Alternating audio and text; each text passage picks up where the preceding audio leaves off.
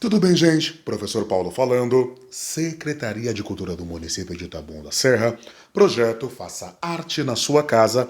Espero que vocês estejam bem na medida do possível, ok? Vamos para nossa aula de número 42. Meu Deus, é isso mesmo, tá certo? De repente você está vendo esse vídeo pela primeira vez? Bom, nós estamos gravando em casa, então às vezes acontecem barulhos, carro que passa, moto que passa, o carro do ovo, aquela coisa toda. Enfim, vá se familiarizando. O vídeo também é gravado de bate-pronto, então às vezes o professor gagueja, erra alguma coisinha aqui, mas tá tudo certo. Você vai se localizando nas informações, tudo bem? Vamos lá. Bom, no vídeo anterior, né, nós, assim, para você que está chegando agora, nós já estamos numa sequência falando sobre teatro grego, tudo bem? Especificamos tragédia, comédia, o estilo de cada coisa, tudo bem? Falamos sobre os tragediógrafos e sobre os comediógrafos, os tragediógrafos, né? Nós temos lá Ésquilo, Sófocles e Eurípides. Os comediógrafos nós vamos ter Epícarmo, Menandro e Aristófanes, ok? Falamos um pouquinho também das obras desses caras, ok? Falamos também sobre a importância de Aristóteles nesse processo, porque foi o responsável por organizar tudo isso dentro de uma ideia, dentro de um compendium chamado compendium ou compêndio. Acho que os dois estão certos. Bom, foi o cara que organizou tudo isso dentro de um compêndio chamado A Poética, tá certo? E essa poética que vai orientar praticamente essa é a poética de Aristóteles que vai orientar o pensamento literário, a construção e as variações que a literatura, que a poesia, que o teatro vai tomar, né, de 500 de 350 a.C. até os tempos de hoje. Tá certo? Então vamos lá. No vídeo anterior, eu fiz uma introdução sobre gêneros literários. Professor, o que é literatura? Literatura é a arte da escrita, né? É a arte da escrita, só que essa literatura ela não é fixa, ela é móvel porque as pessoas vão mudando.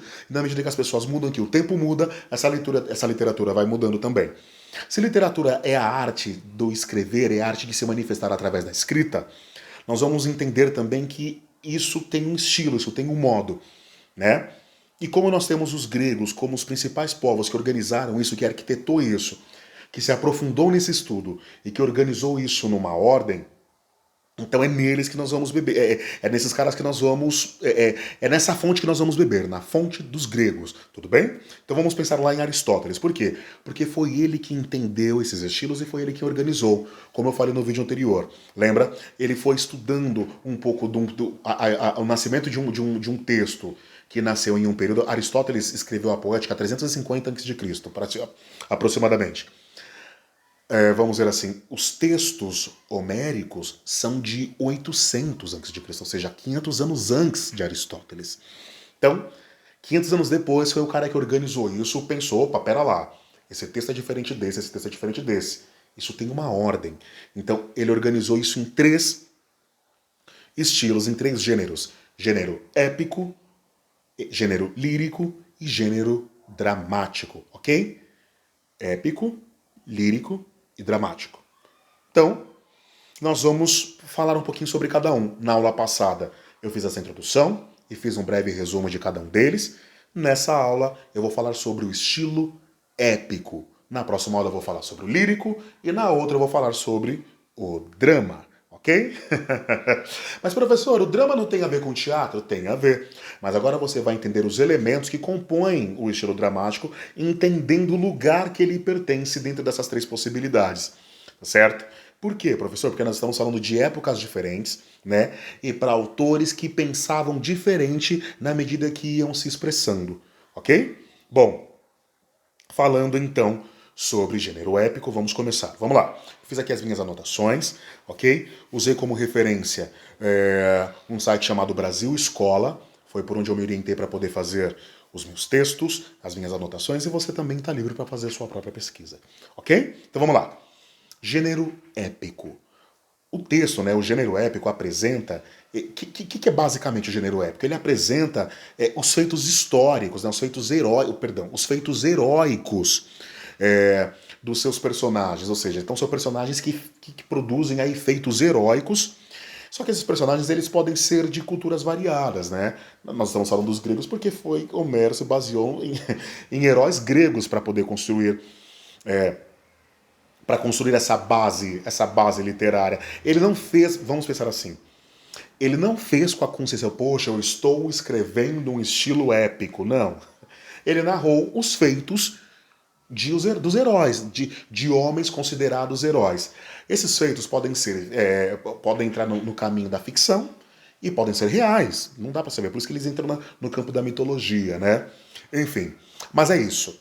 Então, o estilo épico, o gênero épico, é um gênero que vai se tratar, né, dos feitos heróicos, né, baseado na cultura de um determinado povo. Porque a gente pode fazer, inclusive, de agora, de um herói de agora, certo? Vamos pensar aí nos heróis da medicina, né, que estão aí se debruçando, nos heróis cientistas, que estão se debruçando para poder achar a vacina, né, a cura para esse vírus, para enfrentar essa pandemia na qual nós estamos inseridos, certo? Então vamos lá. O gênero épico é o gênero que conta, que narra a história, feitos heróicos de personagens de culturas, da cultura de um povo, tá certo? Vamos lá. Ele pode ser construído, gente, moto passando, lembra que eu falei? Vamos deixar o barulho passar rapidinho.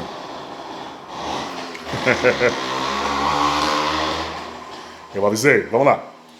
Ele pode ser construído, né, através de verso e através de prosa. Né? Se ele for construído através de verso, ele será versos poéticos. E se for através de prosa, serão versos épicos. E se for através de uma narrativa, ele será uma narrativa épica. Tá certo?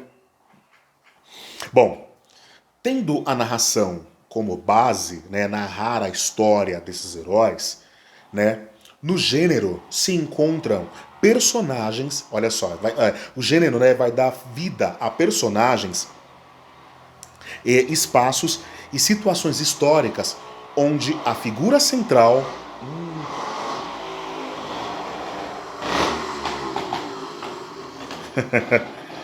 Bom, tendo a narração como base, o gênero épico vai narrar os feitos, né, de personagens, de heróis, né, que estão inseridos em situações históricas onde a figura central, né, onde a figura central é o herói, é o cara, o grande hombre, né?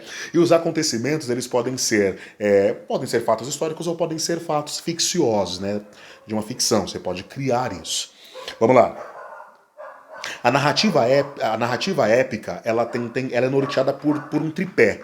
Nesse tripé, ela tem como firmeza, né? ela tem como base nesse tripé a logicidade, ou seja, é uma história lógica, mesmo que você fuja para recursos ficciosos, mas ela tem nesse tripé, ela tem um viés lógico, racional e objetivo, certo? Então ela preza por logicidade, racionalidade e objetividade, certo? Tudo isso alinhado para dar o tom de grandiosidade à narrativa, certo? Evoca-se também a presença de elementos místicos e aventuras fantásticas inspiradas na mitologia grega ou qualquer outra mitologia, ok? Para você poder engrandecer a sua narrativa.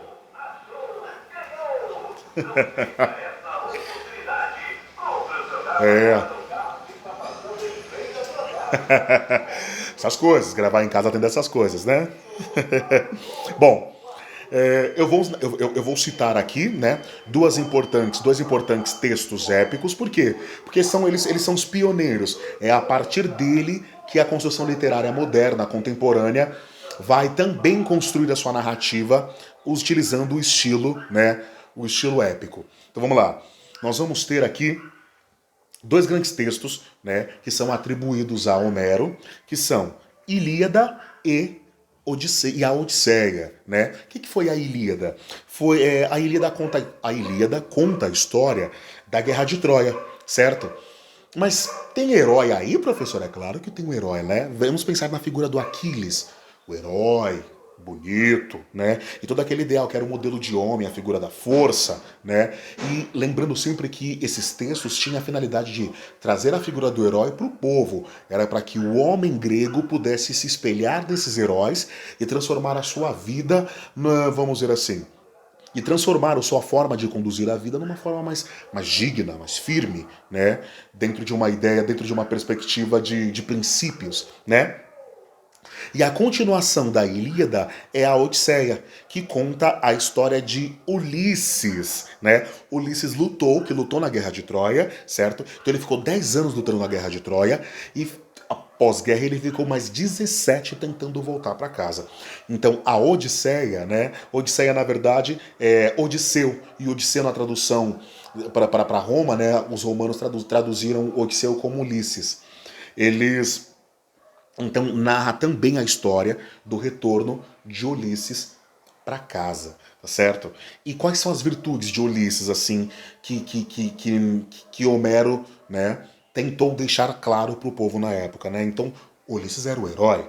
Então, ele tinha nos seus atributos, por exemplo, ele tinha destreza, astúcia, esperteza, inteligência e habilidade para passar pelos obstáculos que ele precisou enfrentar nesse retorno para casa, tá certo? Então, nós temos aqui essas duas grandes obras, Ilíada e a Odisseia, que são, né, as referências, são as bases que nós vamos usar para construir o contexto e a narrativa épica nos textos modernos, ok? Então, mais uma vez para ficar bem claro, os textos modernos, a construção da narrativa épica vai se fortalecer agora na contemporaneidade, porque usou como base esses textos de Homero, a Ilíada e a Odisseia, ok? Lembrando sempre que quando Homero escreveu isso, ele não estava preocupado se isso pertencia a um gênero literário. Isso só foi possível compreender isso dentro de um gênero porque 500 anos depois alguém se debruçou a entender como, na passagem do tempo, cada autor se expressava. Ok? Espero que vocês tenham entendido. Na próxima aula nós vamos falar sobre o gênero lírico. Maravilha? Professor Paulo, projeto Faça Arte na Sua Casa, Secretaria de Cultura do município de Taboão da Serra. Até a próxima aula. Valeu!